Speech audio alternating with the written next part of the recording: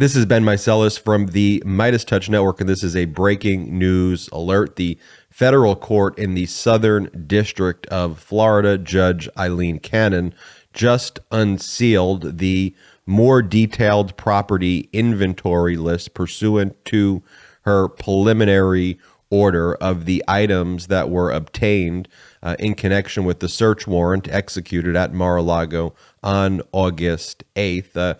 It doesn't say the specific documents themselves, but it does give a more specific itemization of what was found in each box and in each location. A number of main points to make as I've reviewed this filing, which I'll share with you. Number one, the extent and nature of the just massive amounts of top secret, sensitive, compartmented information, classified information that Donald Trump stole, which was found during the search on August 8th. And of course, you'll remember that this was after Donald Trump and his team had lied and said they returned everything and signed affirmations saying that they've returned everything and obstructed the return of everything for nearly 2 years. But one of the other findings from this report that was just unsealed is the massive amounts of folders that bear classified markings on them, or top secret classified markings, but the folders themselves have no contents in them.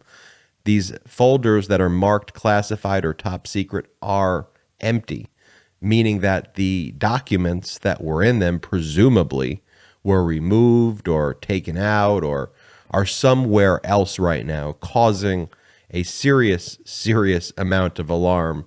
And it's anybody's guess what Trump could have done with those records, where they are right now. But it certainly goes to the concealment and mutilation charge of our classified information, of our government information, which is one of the things that the government is investigating. So as we pull up the detailed property inventory list that was unsealed, and you'll recall that Judge Cannon on August 27th, she requested that the government file this under seal, meaning that the public couldn't see it at first. And then in the hearing that took place this week on September 1st, the judge said that she was going to unseal this information. I mean, the fact that this is even being unsealed at this point, the fact that this information is even out there, I can't stress enough to you as a lawyer just how unprecedented it is that pre-indictment that this information is even getting out there, because usually this is all subject to 6E grand jury deliberation type of information and isn't the type of information that is shared or is known at this stage. But you have someone in Judge Eileen Cannon who is apparently very inexperienced in these issues, but nonetheless, this is not helpful information to have out there if you're Donald Trump, if you're Donald Trump's defense team. So it's like, be careful what you ask for out there, because this is not good news for Donald. This is horrific stuff. So as we look at it, it shows the various locations where items were found. And so we see item number 1, document from office, U.S. government document with secret classification markings, 2 U.S. government documents, photographs without classification markings. You go to item number 2, box container from office. It talks about like magazines and newspapers and press clippings. But then within that, you have like intermingled, which is again one of the things that are demonstrative of a crime, just the commingling of personal property with top secret property. 2 U.S. government documents with confidential classification markings. 15 U.S. government documents with secret classification markings. 7 U.S. government documents with top secret classification markings. 69 U.S. government documents and photographs without classification markings. 43 empty folders with classified banners. Let me repeat that. 43 empty folders with classified banners, 28 empty folders labeled Return to Staff Secretary Military Aid. Let me repeat that again. 28 folders that are empty labeled Return to Staff Secretary or Military Aid. Why is a past president stealing military secrets that are in folders that are now presumably empty? Item number 3, additional government documents. Item number 4, documents from office, magazines, newspapers, also one U.S. government document with confidential classification markings, one U.S. government document with secret classification markings, 357 government documents without classification markings. And it goes on and on and on. And as we look, even further down, for example, let me try to show you some other ones. Look at item number 10. 11 U.S. government documents with confidential classification markings, 21 U.S. government documents with secret classification markings. Then it just has 3 articles of clothing, gift items. So again, you see this commingling. Same thing with item 11. More documents, 8 documents with confidential, 1 with secret classifications, 2 with top secret classifications. And then again, we see the time and time again, the empty folders. Just to show you another example, but we see this throughout. Go to item number 18. You see at the very bottom there, in addition to secret classification markings, 2 empty folders labeled Return to Staff Secretary Military Aid. Why are those folders empty? As we keep scrolling down, and again, you could read the full filing.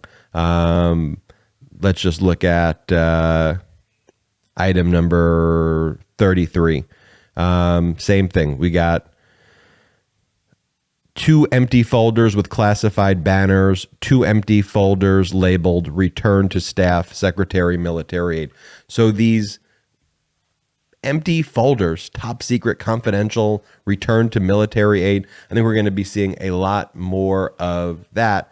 And in addition to the filing of this inventory, there was a notice by the government's investigative team when they filed this inventory in response to the court's order.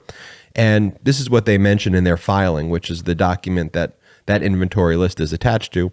The government just says, as of the date of this filing, the investigative team has completed a preliminary review of the material seized pursuant to the search warrant executed on August 8, 2022. With the exception, though, only of attorney-client privilege materials pursuant to the privilege protocols and the filter team protocols. And then it says that the documents bearing classification markings that were seized during the execution of the search warrant, they've been segregated from the remainder of the seized materials, and they're being viewed in accordance with review of classification procedures. And then it says the investigative team has reviewed the seized materials in furtherance of its ongoing investigation, evaluating the relevance and character of each item seized. The seized materials will continue to be used to further the government's investigation, and the investigation team will continue to use and evaluate the seized materials as it takes further investigative steps, such as through additional witness interviews and grand jury practices. And it says, additionally, all evidence pertaining to seized items, including but not limited to the nature and manner in which they were seized, as well as any evidence with respect to particular documents or items of interest, will inform the government's investigation. And so, point being, they've reviewed all of the records. They've reviewed all of these documents already. And so to the extent the court is inclined to appoint a special master, what would the special master do at this point? You have the item, you have the inventory list, the attorney-client privilege documents are separated. You're going to appoint some random person. Granted, it would be an independent person that the parties would submit, but to do what? To take documents away from a grand jury investigation when the government's already reviewed the records? It literally would make no sense at all. But the big headline coming out of this, is just how shocking it is that you have these, to see the level of detail of these top secret, sensitive, compartmented information, confidential information that was found. We have these 33 different categories of the locations where they were held. And then to see these folders with these confidential markings and return to military, and they're empty. Remember what the crimes are: Espionage Act, concealment, destruction, mutilation, and obstruction. There are 3 separate criminal statutes, important federal statutes, which are commonly used that are in play here, despite what Trump's lawyers say when they act like they don't know what the law is. The law is very clear with those three statutes that I mentioned. And the fact that you have missing records that are commingled with personal property, the fact that you have records in his office will all show the requisite intent. I mean, to be very clear, I mean, Trump will be held accountable. Like, he is going to be held responsible for this.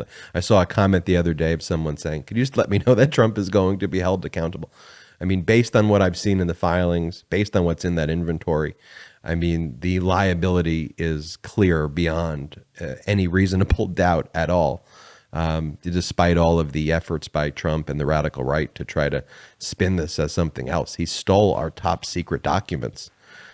There's top secret documents that are missing. I mean, this is some of the biggest breaches of our national security imaginable. And there's no both sides to this issue. I mean, you either support our national security and our country, or you support the lawlessness of a wannabe, disgusting dictator in Donald Trump. This is Ben Meiselas from the MeidasTouch Network. Make sure you hit the subscribe button now. We'll have more breaking news all day. We'll have more updates all day, but you got to hit the subscribe button right now and become a member of the Meidas Mighty movement. It's more than a network here. This is a pro-democracy movement. Hit the subscribe button. This November is Rovember. MeidasTouch just released its brand new collection of Rovember t-shirts and pins to let the country know what's at stake this upcoming midterm election. Go to store.meidastouch.com to grab yours. That's store.meidastouch.com.